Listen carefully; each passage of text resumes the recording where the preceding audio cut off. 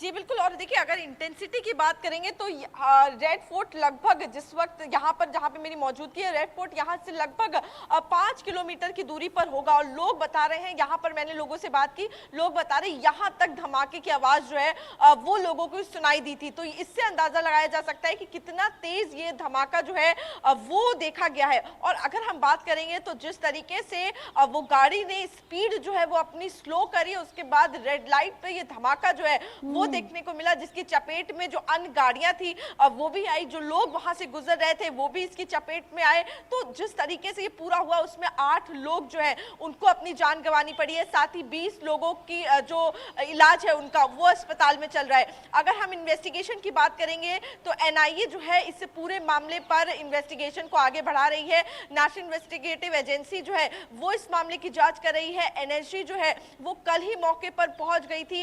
FSL जो है वो भी जांच कर रही है और हर एक चीज को जो एलिमेंट है उसको यहाँ पर जांच पड़ताल जो है वो उसकी की जा रही है कि आखिर इसके पीछे की वजह क्या थी। क्या कोई बड़ा, इससे भी बड़ा हादसा जो है वो प्लान किया जा रहा था, क्योंकि उससे कुछ ही घंटे पहले फरीदाबाद से आरडीएक्स जो है वो बरामद हुआ और एक नहीं बड़ी संख्या में आरडीएक्स जो है वो बरामद हुआ। और उसके बाद से ही लगातार अफरा तफरी में जो है वो देखने को मिल रही थी। और उसके बाद ही कुछ घंटे बाद ये धमाका जो है वो देश की राजधानी दिल्ली में होता है, जिसके बाद से सभी स्टेट्स को हाई अलर्ट पर रखा गया है। लखनऊ से लेके जम्मू कश्मीर तक हर एक स्टेट को, यूपी से लेके हर एक स्टेट को यहाँ पर अलर्ट पर रखा गया है, हाई अलर्ट पर है। हर एक चप्पे चप्पे पर निगरानी जो है वो पुलिस की तरफ से रखी जा रही है और सभी को एडवाइस किया जा रहा है कि आप भी कोई भी भीड़भाड़ इलाके में जाने से थोड़ा कतराएं। रेड फोर्ट के एरिया में भी कहीं ना कहीं लोगों को एडवाइस किया गया है वहां पर अवॉइड करे जाने से। और इसी के साथ ही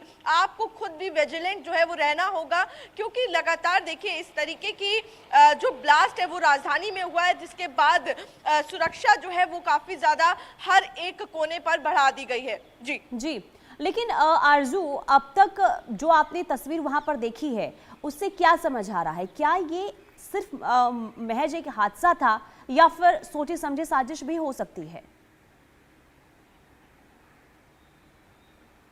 आरजू जी बिल्कुल। देखिए जिस तरीके से ये तार जो जुड़ते हुए, जी बिल्कुल, देखिए जिस तरीके से ये जो तार जुड़ते हुए नजर आ रहे हैं, ये देखिए ये पूरा मामला जो है वो इन्वेस्टिगेशन का है कि क्या ये महज एक हादसा था या फिर इसके पीछे कोई साजिश थी। क्योंकि पुलिस को भी देखिए जरूर कहीं ना कहीं ये डाउट है कि ये एक टेरर अटैक हो सकता है और इसी वजह से पुलिस जो है वो उस पहलू पर भी जांच जो है उसने शुरू कर दी है। टेरर एक्ट के तहत जांच जो है, एफआईआर जो है वो दर्ज की गई है, क्योंकि इसमें 8 लोगों ने अपनी जान गंवाई है। 8 एक बड़ा नंबर है और इसके बाद अभी भी लगभग 20 लोग ऐसे हैं जिनका इलाज जो है वो एलएनजेपी हॉस्पिटल में चल रहा है। तो इसी के साथ ही हर एक पहलू पे जांच जो है वो शुरू की गई है। अगर लोकेशन की हम बात करेंगे, क्यों आखिर वो एक इलाका जिसमें इतनी भीड़ भाड़ रहती है उसी इलाके पर, रेड फोर्ट के उस इलाके पर ये धमाका हुआ, तो जरूर इसके पीछे क्या एक ये साजिश है, ये पूरा एक इन्वेस्टिगेशन का मैटर है।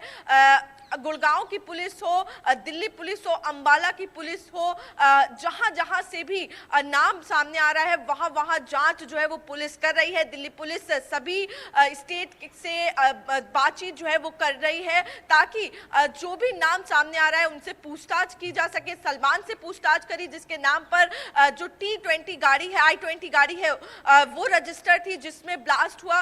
तो हर एक पहलू पर जांच जो है वो पुलिस कर रही है। जी ठीक है, यानी कि जांच का ही इंतजार अभी करना होगा आरजू, क्योंकि देखिए अब सलमान जिसके नाम पर कार रजिस्टर थी उससे क्या पूछताछ में अब तक सामने आ पाया है? क्या अब तक खुलासा हुआ है कि सलमान के नाम पर रजिस्टर थी, लेकिन कैसे? क्योंकि आपने कहा कि कार जो है सलमान ने बेच दी थी, तो इसे लेकर और क्या जानकारी मिल पा रही है और पूछताछ में और क्या सलमान ने बताया है, क्या खुलासा हुआ है?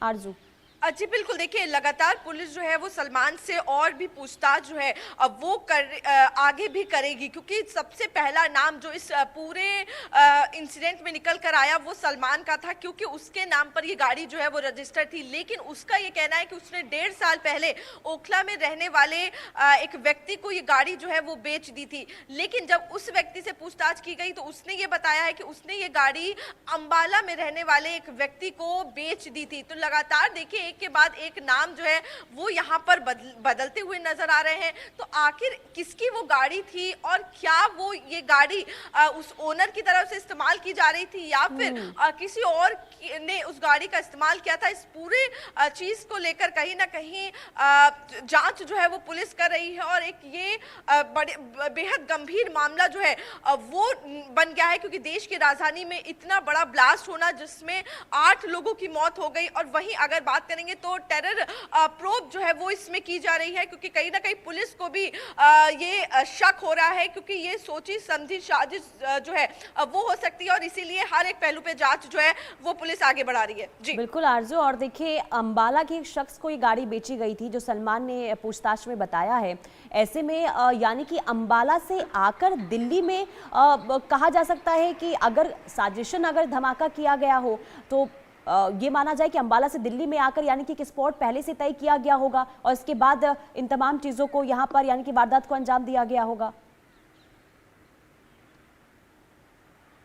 आरजू जी बिल्कुल, देखिए ये तमाम ऐसी चीजें जो हैं वो सीसीटीवी कैमरेज के जरिए जो है वो कहीं ना कहीं देखी जाएगी, ट्रैक किया जाएगा। पुलिस के जरिए देखा जाएगा क्या वो गाड़ी इससे पहले भी इस इलाके में देखी गई है, क्या यहाँ पर पहले से ही इलाके की रेकी जो है वो करी गई थी, क्योंकि अक्सर ऐसे मामलों में ये देखा गया है कि जरूर उस जगह पर रेकी जो है वो की जाती है। लोग जो है वो वहां पर जाते हैं, उसकी जांच पड़ताल करते हैं और क्या वहां पर ये गाड़ी पहले भी मंडराती हुई नजर आई है या फिर वहां पर कोई संदिग्ध व्यक्ति जो है वो पहले भी नजर आया है, ये भी देखने वाली बात होगी। और अगर हम बात करेंगे उस एरिया की तो सोमवार का दिन था और बताया जा रहा है कि सोमवार को रेड फोर्ट जो है वो बंद था और ऐसे में कल की बात करेंगे तो भीड़ भाड़ जो है वो और दिनों के मुकाबले कम थी। तो यानी कि इससे ये अंदाजा लगाया जा सकता है कि ये हादसा और बड़ा भी हो सकता था अगर वहां पर और ज्यादा भीड़ जो है वो देखने को मिलती। नॉर्मल डेज पर भी अगर हम बात करेंगे उस पूरे स्ट्रेच की जो रेड फोर्ट से चांदनी चौक का जो इलाका है उसमें आमूमन अगर बात करेंगे तो काफी ज्यादा क्राउडेड प्लेस जो है वो मानी जाती है। दिल्ली की one of the crowded place है वो, और वहां पर इस तरीके का धमाका होना वो जरूर इंटेंशनली जो है वो कहीं ना कहीं लग रहा है और इसीलिए पुलिस जो है वो भी टेरर एक्ट के तहत इसकी पूरी जांच कर रही है। यूएपीए के तहत एफआईआर जो है वो दर्ज की गई है और अगर बात करेंगे तो चाहे मुख्यमंत्री हो दिल्ली की या फिर गृह मंत्री अमित शाह ने भी तुरंत स्पॉट पे जाकर जायजा लिया, इन्वेस्टिगेटिव एजेंसी से बात करी है और इसके साथ ही प्रधानमंत्री ने भी लगातार कोऑर्डिनेशन जो है वो गृह मंत्री और एजेंसीज के साथ बनाया हुआ है। और कहीं से भी, क्योंकि इसमें भारत की सिक्योरिटी की बात आती है और कहीं से भी कोई भी जो है कॉम्प्रोमाइज जो है वो यहाँ पर देखने को नहीं मिलेगा और पूरी तरीके से इन्वेस्टिगेशन को आगे बढ़ाया जाएगा और हर एक पहलू पर हर एक लिंक को यहाँ पर जोड़कर देखा जाएगा। जी ठीक है आरजू, क्योंकि देखिए हर एक लिंक को जोड़ना भी बहुत अहम हो जाता है। अब देखना यही होगा कि पुलिस और जो तमाम एजेंसियां हैं वो कैसे और तमाम चीज़ों को कैसे जोड़ती है और कैसे एक पहलू पर पहुंचती है और इसके बाद जानकारी सामने आती है कि आखिर जो धमाका हुआ आखिर इसके पीछे क्या था, क्या वजह थी। आप नजर बना के रखिए, तमाम अपडेट्स आपसे लेते रहेंगे।